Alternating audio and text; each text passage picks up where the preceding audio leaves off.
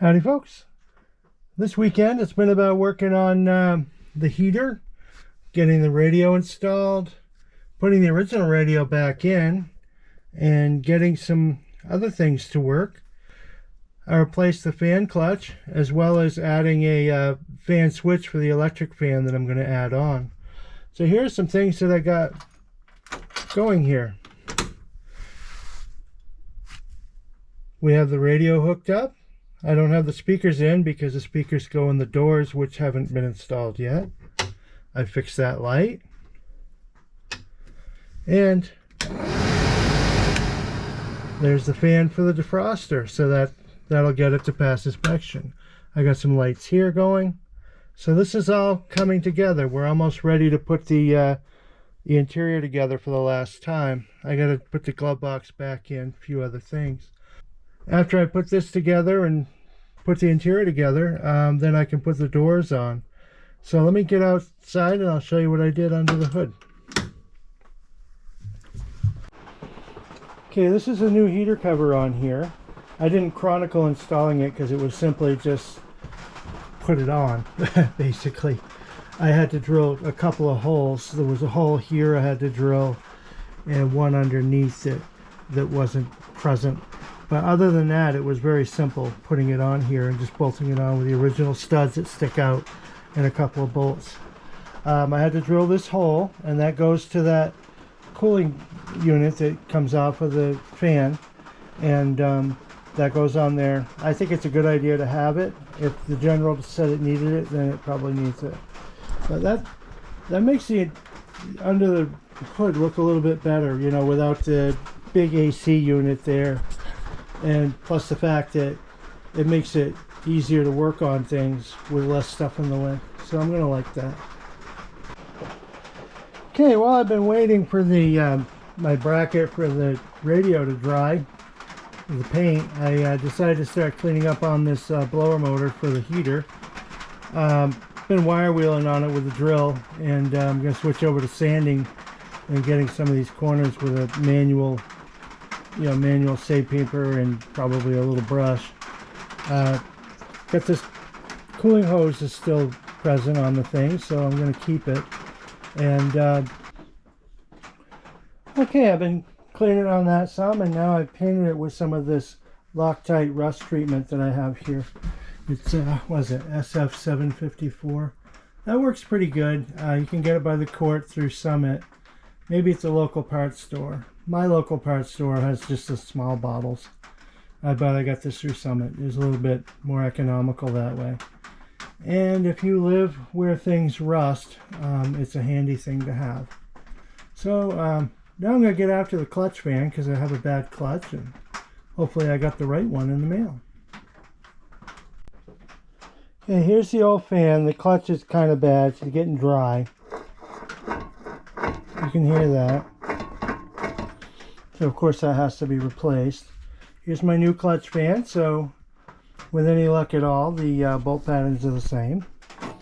We can start by putting this on top of this and seeing if it looks like it's the same.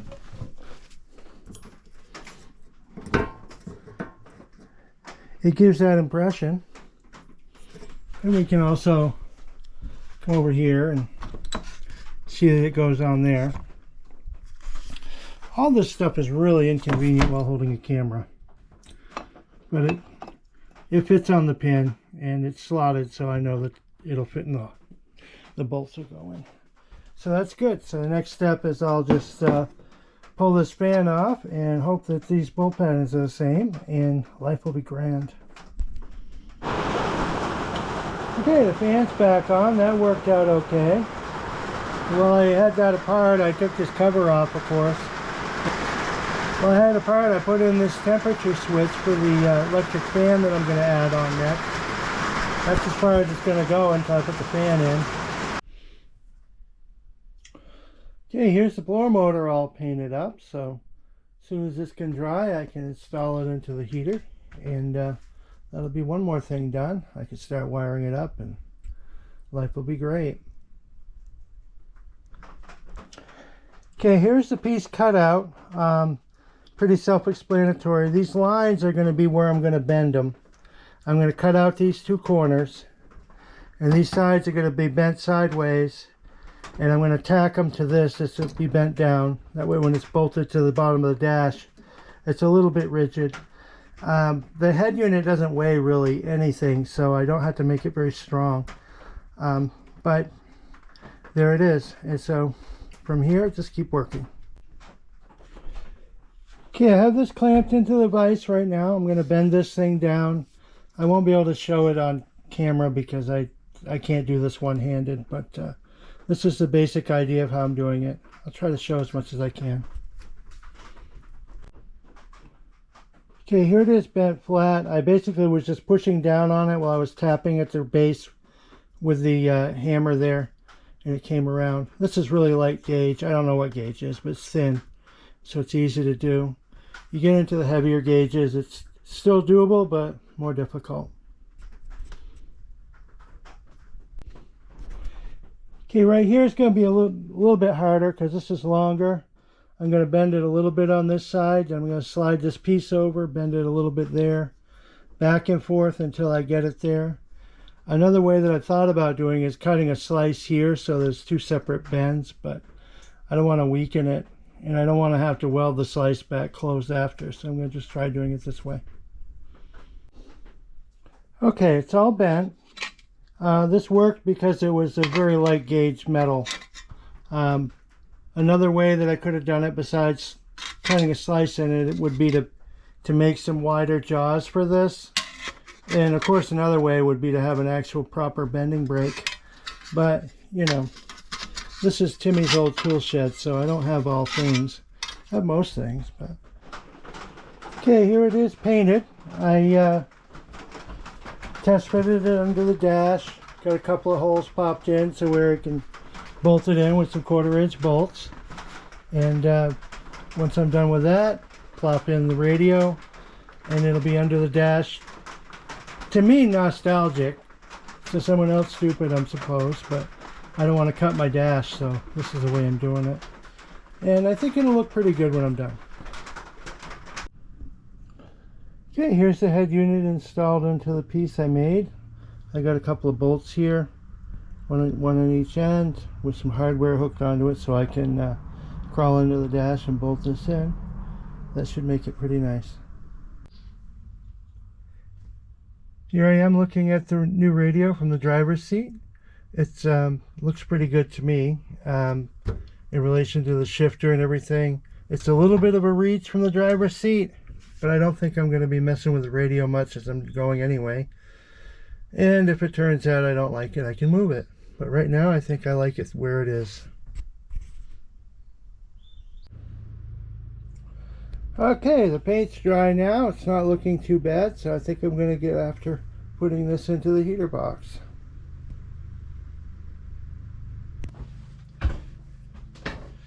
Alright, here we are. I'm going to start the first screw here and see how this goes. Hopefully all the holes are there.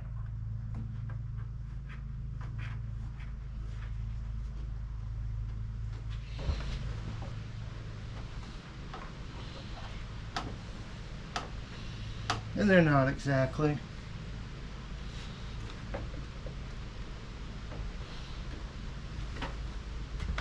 But this will work close enough.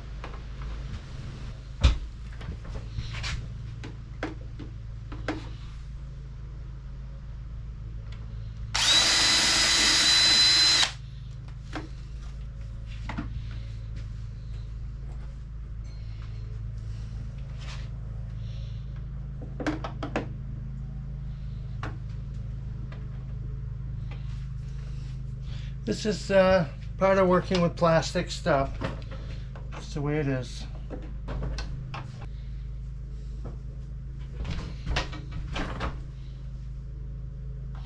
Another hole is gone here.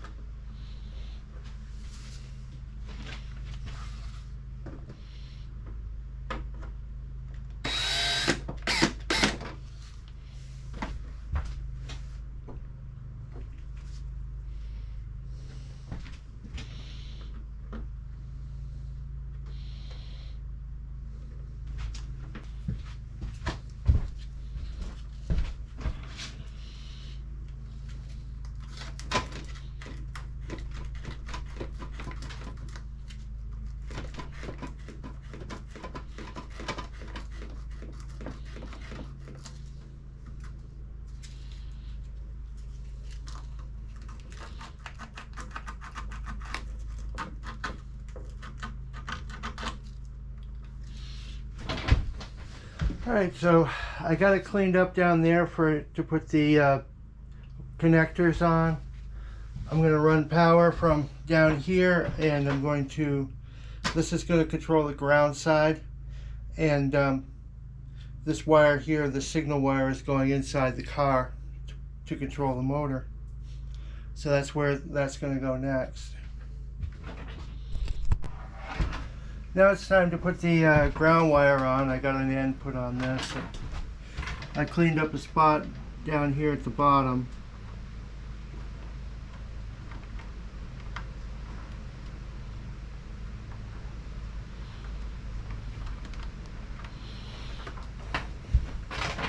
Of course I got some. Okay, so now see if I can't put the screw in here.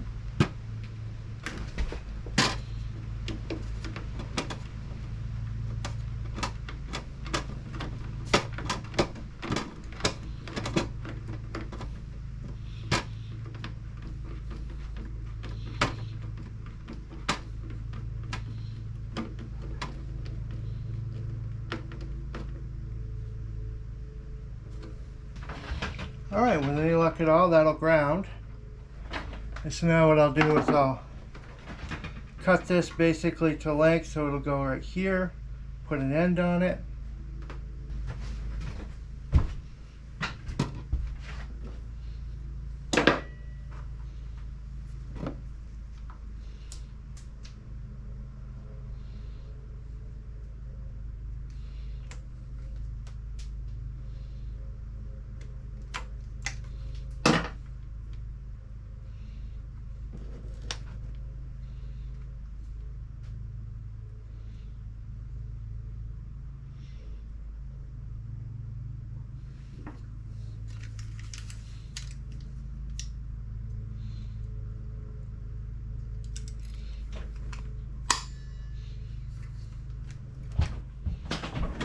I like to put tape around these ends so that it's a little less chance of touching something they're not supposed to.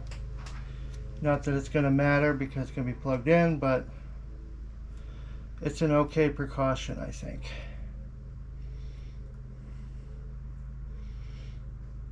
The other answer is to get the nice connectors that already have that, but I buy cheap, so there we go. So this can be attached here like this. Be a little bit neat when I'm done. Not going overboard with being neat, just a little bit neat.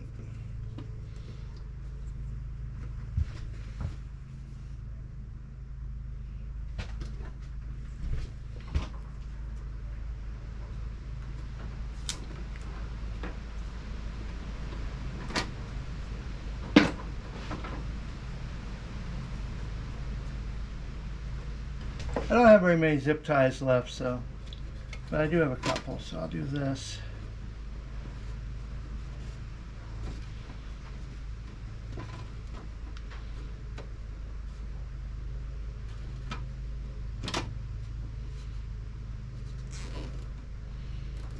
Like this.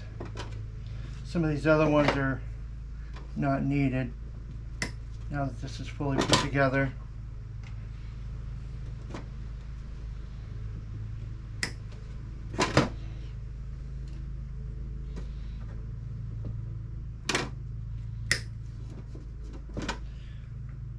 I go through a lot of them on this project apparently because of this, you know, building as I go and not wanting everything flying around everywhere. The power wire here is going to come back and it's going to go to one of these sources over here.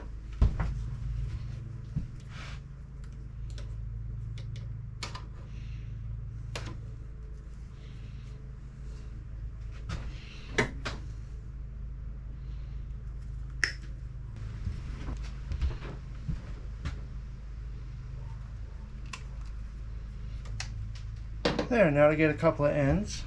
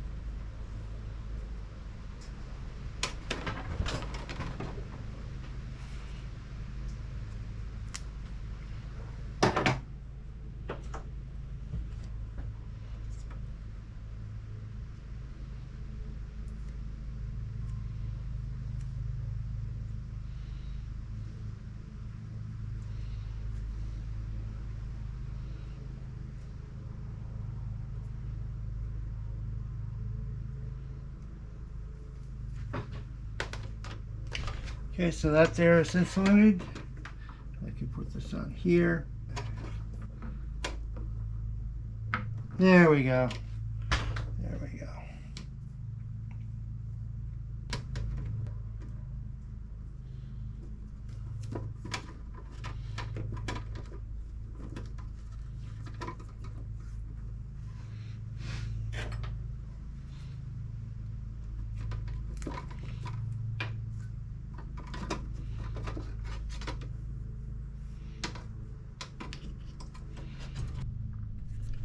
Alright, so this wire here is going to go here to share with the electrical power. This is pretty heavy gauge here, so there's plenty of supply, and I won't be running the heater while autocrossing anyway, so ignition energy won't matter. This is definitely, it's straight off the battery. It's a 20 amp source anyhow. Okay, I got this hooked up here. The next thing to do is to run power to here, and this is going to go to a fusible link that I have around here somewhere, and this here. This is going to power this relay, and it's also going to send power inside the cab for the memory for the radio. Okay, under here this is wired up. I have a fusible link leading to the fan as well as to the radio, and have this relay running the ground side. That's how I'm controlling the fan. And back here I have a power source going right straight to the battery because it had to be a memory wire for the radio. And off of this I'm going to also add the final circuit, which will be to the electric cooling fan. That's why I got a pretty heavy wire there. And here's the switch that's going to control the cooling fan. That's the next thing to install, and then I can put the nose of the car on. That's really the last thing. And so here we are. We got the AC delete cover put on.